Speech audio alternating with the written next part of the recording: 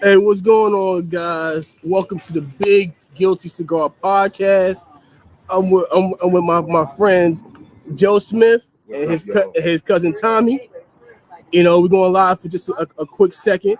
You know, Joe was gracious enough to give me his time. You know, we're gonna talk a little bit cigars, but more the game, setting up his avenue. And y'all know on my podcast, I always talk sports. And I don't want to hear no comments because Joe's a Dallas Cowboy fan. Oh, yeah. All day. Oh, yeah. Oh, yeah. See, yeah, we're surrounded by Cowboys fans everywhere we go. Listen, now. There's a lot of disillusioned people in the world. Oh, yeah. Listen. This is a Niner. Yeah. Don't nobody like y'all. Sorry? Don't nobody like y'all. Next time y'all beat us. He say that. He said, don't nobody like y'all. He say, you know? Yeah, let's get them on take. I digress. Yeah, so, you know, like, Joe, so you played 12 years in the NBA, man. 16. Yeah, 16. Oh, my gosh. 12 different teams. Yeah, 12. Listen, that's a good thing. Oh, yeah, that's a blessing. So, what was your favorite city that you played in? My favorite city was probably Minnesota. Okay. Yeah, Minneapolis. It's cold though, man. It's cold, but they don't act like it's cold. What? Like it's cold, it's freezing, there's snow on the ground. I mean, Tommy, he's been up there. Yeah. But the people walking is like the action around downtown and the action people it's like it's summertime. Like you got your mic on you, Joe? Oh, okay. Oh, yep, right inside. Okay, perfect. Yeah, it's like they're used to it. So I mean, listen, nobody can ever get used to having to wait 20 minutes to warm your car. But bro, being the 20 below. But what? No, because they're not even hoodied up. What? They out there with regular shorts. I mean, regular shirts. Yeah, they cold. They cold and East Coast cold. Two different colds. You know what? Two different colds. I'm gonna leave my comments to myself.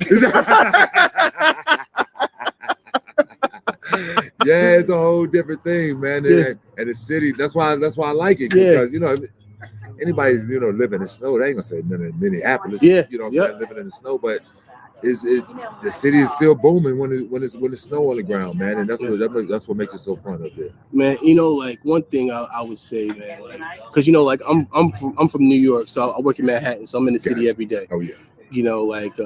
And it's a different energy in New York City. Yeah, no doubt. Mm-hmm. Like to me, like everybody go, can you leave New York? And I was in Chesapeake last night, and I go, this is kind of nice, but I need that. And like New York City has a different energy, no question. And I'm pretty sure when you go to the Garden, you just walk around New York City, you feel that energy. Oh yeah, it's a different vibe. It's just, it's something to where it's intoxicating because also Queens, bro. Oh, see, see, there we go. You talking to a New York over here? Yeah, every time we go back. It's an energy switch. I grew up in New Rochelle. Gotcha. Okay. So I grew up in New Rochelle, New York. So, everybody says upstate New York, but I'm 5 minutes from the Bronx. It's right. So all them haters. 5 minutes from the Bronx. 2 minutes from Yonkers. Exactly. But just going back to your career, you started off in Golden State, right? And you go from there, you go from Minnesota, but you also went to Cleveland for a little stop. Went to Cleveland twice. Yeah. Went to Cleveland twice. So playing alongside Braun was definitely a blessing in disguise, because even though he was younger, I learned so much about the game, and so much about how he sees the game as the type of player, as the type of player that he is. And I learned a lot from him. I think Bryce might be the one. You think so? That's what everybody's saying. Bryce might be the one. That's what everybody's telling me. I really haven't had a chance to lay eyes on him like that. Man, go take a look at him. He built. Okay. He built like his dad. Right. I feel bad for Bronny just because it's LeBron James Jr. You can call yourself whatever you want. Mm-hmm. That pressure, Bryce's not gonna have that pressure that Bronny got. Right. But I still think Bronny's game is a 12 and 8 guy. Oh yeah. Because his basketball IQ, and the way he passed the ball. It's like certain guys like Jason Kidd. Right. He finds you in your motion. Like if you're a shooter, he gonna hit you where you need, right. And you need point guards like that. Oh yeah, no question. Like who it makes the game easy. Who was your favorite point guard to play with? My favorite point guard to play with, Terrell Brandon. Brandon. You know what?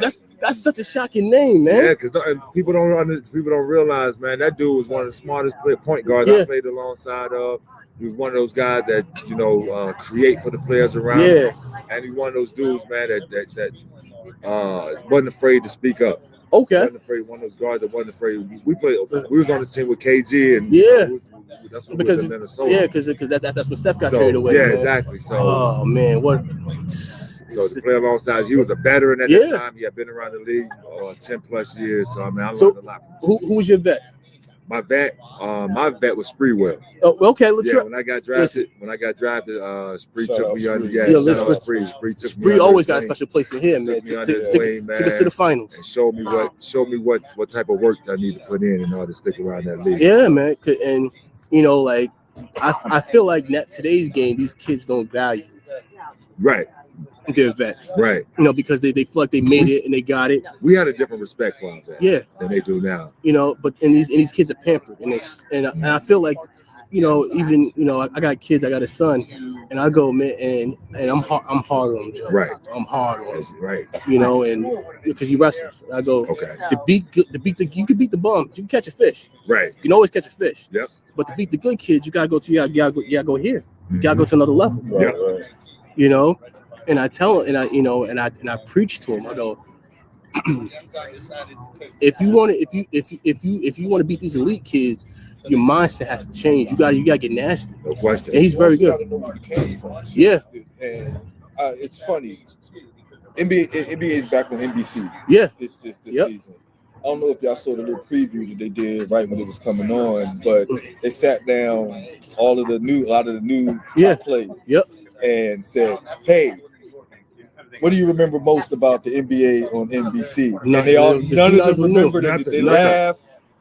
And I'm saying, what do you know about when you remember the 90s? It's like nothing. And I'm listening to this. That's like they don't know. They can't go back to one thing.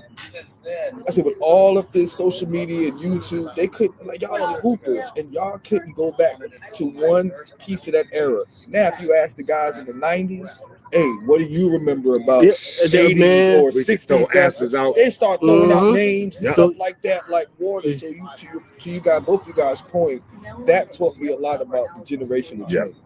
That you guys aren't even. You're not even looking at. You say, knowing your history behind the game, but just looking at the game in its totality. Yeah. You just woke up, just start playing from when you started moving forward, and don't know where the game came from, where it's progressed, who got you where you are, how it got to the point. How it got right. So that was really concerning for me as a fan. It's just seeing and I say this with a grain of salt, a lot of the ignorance, innocent ignorance from a lot of the younger players now, just knowing where just the generation before them, because everything is TikTok, Instagram, right? These kids, they don't appreciate the past. I don't get how these guys are paying $50,000 to learn from Akeem and not use the Dream Shake not one time. Not one time. You know what? And none of these kids have a post-up game. Except for Jokic. That's the only one I named. But see, again, only one I named. Where'd he come from? Yeah. Foundation of fundamentals. Yeah. But you know who can have that is that kid from Memphis. Was he? I think he's in Memphis. The center that went to Purdue. Yeah, went to Purdue. Yeah. Man, listen, I'll be feeding that boy like no tomorrow. Put him in the post. He has to not be so mechanical. Like right now, he's playing mechanical. Yeah. And trying to just fit in the system. Yeah.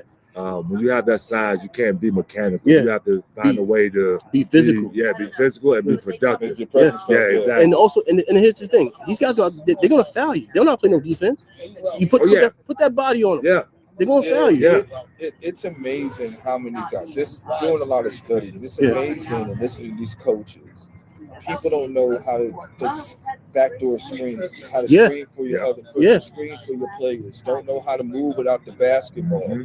Don't know how to just flat out get on the court. Don't worry about scoring. Play defense and rebound. I don't know how hard. Like that's like tremendously hard for kids right this minute. Just get on the court, guard the person in front of you. When the ball hits the rim, go get it every time. Don't worry about shooting or you're almost. they look at that as punishment. Yeah. And it's like, do you know those are two stats? Yeah, exactly. That's what they don't understand. And you know, like I always say this to myself. I say 40% of those guys, if it wasn't for all this 3-point shooting, would be in the NBA. Yeah. And that's no question. Yeah. That's why I say the talent level. I mean, even though they can shoot threes and knock down threes at a higher rate, but that's because it's more open in the game right now. But the skill levels back then in the 90s, you had to understand how to create your space in a half-court set with 2-3 guys locked in on you and be able to create for other guys, create for your teammates, man. It was a whole different level of creativity that we had back then in the 90s. Well, it's creativity. And these guys, and it's selfishness. They don't understand the value of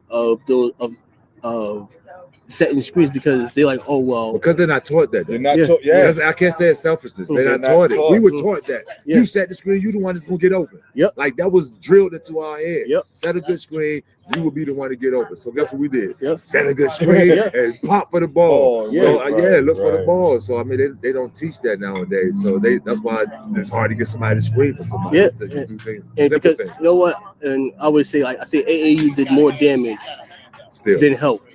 Yeah, because back in the day, you know, Joe, high school basketball was everywhere. Yeah. Like if you was the man in your city and your state, like you know, like it was valued. You fought hard to be on the team. Exactly. You fought to be on the team. You fought. I was one of them. Yeah. You fought to make JV. Yeah. Because you knew that was the potential of you going varsity. Yeah. And you fought and you fought and you fought. And now with the kids, I can go AAU. Kids don't even play for their high school. Exactly. Yeah. High school recruiting. In both basketball and football. Yeah. The foundation of what recruiting is basically going away. Has eliminated development too. And that's exactly where I was going. The development has suffered in all these different levels that we took. I think people took for granted. Now you're starting to see it resonate. And in the bigger conversation, I think that we need to have is now you're starting to see these athletes. Now you know why these athletes like Joe are starting to come out now. Yeah, right. If no bigger athlete, they don't need to come out now talking about the way the game is being played right now. Mike is out. But you know, Mike is out right now. Talk about the way the game being played, and he don't need to check from it. Yeah, it's bad. Right. Well, and the thing too is you're being called a hater. You're being called a hater. Like you're being called a hater, right? If you criticize the game, you criticize, you're being called a hater. Yeah, and that's what they want to say. Oh, these old dudes just hating. Like, exactly, and that's the sensitivity. Like, and I said that's the sensitivity. You got to be able to be critiqued, and that should tell you everything. That's why you hear guys talking about they can't be coached. Yeah, because if you can't take to say, hey, you guys can do this a little better. Yeah, and your first thing is to clutch your pearls. Yeah, instead of just saying how. Yeah. We got an issue. Yeah, we got an issue. We got a big issue. And that's just it's just the mindset. And that goes to a lot. Like a lot of these coaches, like the entitlement. Yeah, like a lot of these coaches don't value. They don't stress it enough. Yeah. And a lot of these kids, because of the position that these coaches put them in from the beginning, they feel entitled once they move up and move on because the coaches just praise and praise. Exactly. Yeah, exactly. And never do anything to try to correct or fix what they need to help. But the thing too is, as a coach, you're creating men. Exactly. You know, like you have to realize that. You have to realize that that's where it starts. You're not creating a player. You're creating a man first. Yep. The rest of that stuff comes after that. It's a layered process. You got to start with who you are as a character and all that stuff, because that's going to really show who you're going to be. Exactly. And these guys, they don't like, you know. Like I was always grateful for all my coaches because it wasn't about it's because they always say it's bigger than basketball. Yeah. It's bigger than wrestling. Yeah. You know, like I'm creating you for life. Discipline. Yep. You know, structure. Structure. And it's lost. Right. You know, and the problem now too is a lot of kids that go to these colleges, they'll make the NBA.